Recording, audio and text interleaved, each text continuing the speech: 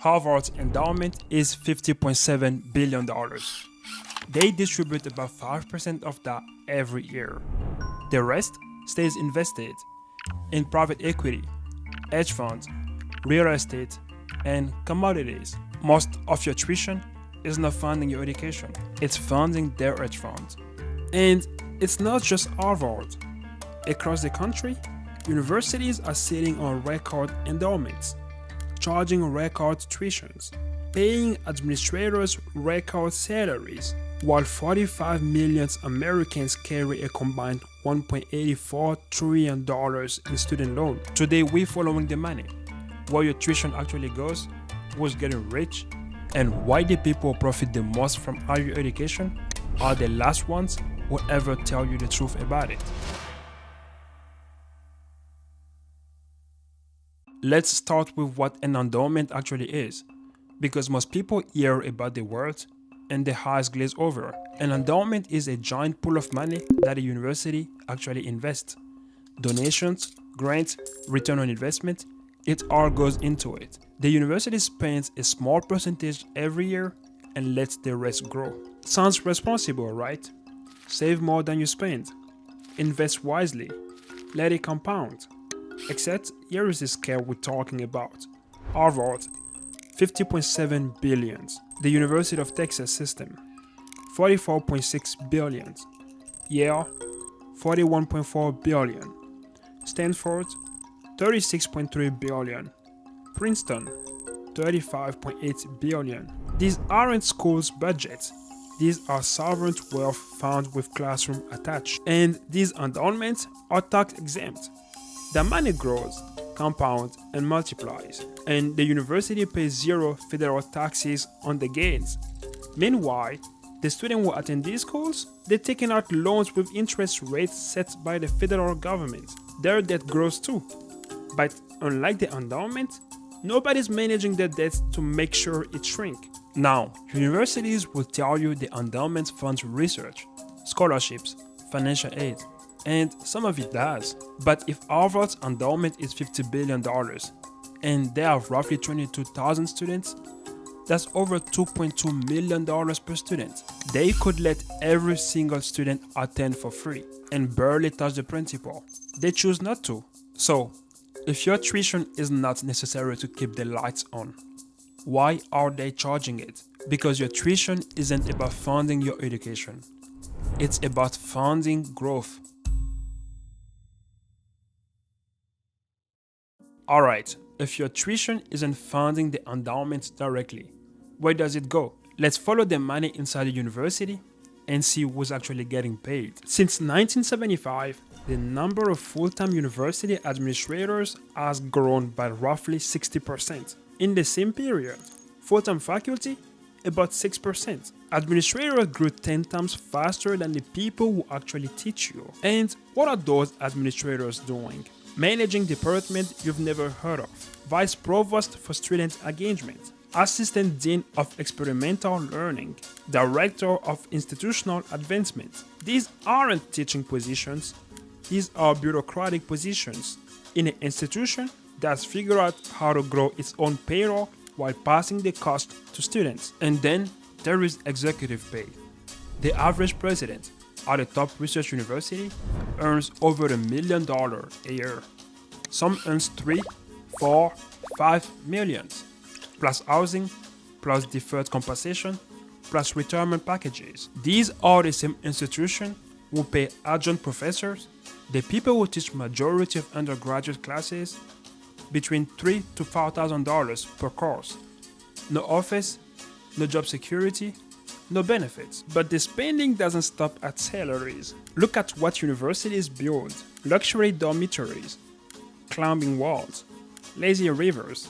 Yes, lazy rivers on a college campus, funded by tuition dollars and student debt. Universities are not struggling. They are not scraping by. They are not raising tuitions because they have to. They are raising tuitions because they can. Because federal student loan programs guarantee the money keep flowing no matter what they charge. The students borrow, the government pays the school builds another building. The students now owes the money for another 20 years. So that's where the money goes. Now let's talk about who's left behind ordering the bill. Because student debt doesn't hit everyone the same way. Total US student loan debt $1.84 trillion. That's more than all credit card debts combined, more than all auto loans combined. Second only to mortgages, 45 million borrowers. Average balance, roughly $38,000. Now, here is the part that breaks your brain. 43% of master's programs in America have a negative return on investment. That means nearly half of all college graduate programs in America cost more than what the degree will ever pay back over a lifetime. Here is a specific example. Columbia University's Master of Fine Arts program. Average debt at graduation, $181,000. Median income per graduate, less than $30,000. And Columbia knows this. They see their own data. They know what the graduates earn. They know the debt to income ratio is catastrophic. But they keep accepting students. They keep charging tuitions because the federal loan system guarantees the school gets paid upfront. The student absorbs the risk. The schools absorbs the revenue. And like everything else we've covered on this channel, the weight falls unevenly. Black borrowers own an average of $25,000 more than their white peers 4 years after graduation, and 52% of black borrowers own more than what they originally borrowed. Not less, more. After years of payment, they're paying and the debt is growing. Student loans are the only form of customer debt that is impossible to discharge in bankruptcy. You can bankrupt your way out of a mansion. You can bankrupt your way out of a Porsche. You cannot bankrupt your way out of an English degree. The system was designed to make sure the money flows to the institution and the risk stays with you every single time. Now, here is the question I know some of you are thinking. If grad school is such a bad idea, why do people keep going? And the answer is because the job market gives them no choice. It's called credential inflation. Jobs that used to require a high school diploma now requires a bachelor's degree. Jobs that used to require a bachelor's now requires a master. Right now, 60% of IT help desk job posting require a bachelor's degree. But only 39% of people currently working those jobs actually have one. The degree isn't necessary for the work. It's a filter. And the filter keeps getting higher. And who benefits from credential inflation? The universities. Every time an employer raises the degree requirement for a job, that's another cohort of students who need another degree, another loan, another 2 to 4 years of tuition. The university didn't create the job requirement, but they profit from it. And they have zero incentive to push back. Since 1971, the number of master's degrees awarded in America has increased by 274%. Grad program costs have tripled since 2000 after adjusting for inflation. And here is the number nobody tells you. Almost half of all student loan dollars go to graduate students. That's 17% of enrollment, absorbing nearly 50% of the debt. So let me put this together. Employers inflate the credential. Universities raise the price. The federal government guarantees the loan.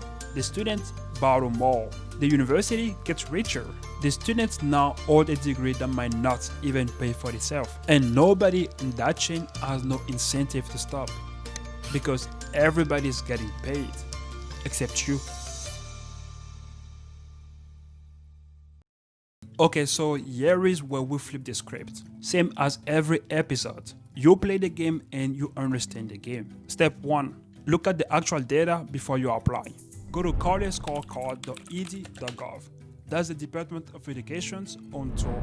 Search your exact program at your exact school. It will show you the median debt and the median earnings for graduates. If the debt is higher than first year income, that's a red flag. If the debt is double, that's a fire alarm. Step 2.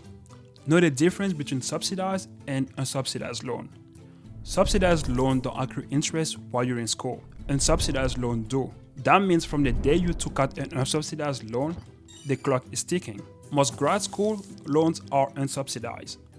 That $40,000 you borrowed is already $45,000 by the time you graduate. Know this before you sign. Step 3. Don't just question the cost, question the credential. Before you get a master's degree, ask yourself, do the job I want actually require this? Do the people in that role succeed without this? Talk to people in the field, not just admission office. They're in sales. Talk to actual practitioners. Ask them, would you do this degree again knowing what you know now? Step 4. If you're considering grad school, look at your exact program on the college scorecard before you sign anything. I know I already said this, but I'm saying this again because it's the single most important concrete action in this video. 43% of programs have negative ROI. You deserve to know if yours is one of them before you own $100,000. And step 5, share this with someone who is actually about to make this decision. Not to scare them, to inform them, because the admission office will never tell them that their program have a negative ROI. The university website will never show them what an adjunct professor actually gets paid. The loan servicer will never explain them how unsubsidized loan interest works until their first bill arrives. You knowing this matters.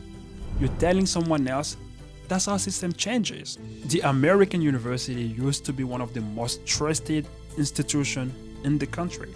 And for most students, it still holds real value, real opportunity, real transformation. But somewhere along the way, the institution stopped asking, how do we educate? And start asking, how do we grow? And the answer to that question was charge more, build more, hire more administrators, invest in endowment, and let the student borrow whatever it costs. First video, I told you that your credit score is a social control system. Second video, I told you that mortgages was designed with a racial filter. In this video, I'm telling you that the university that sold you a future is making more money from your debt than from your education. That's the receipt. I'll see you in the next one.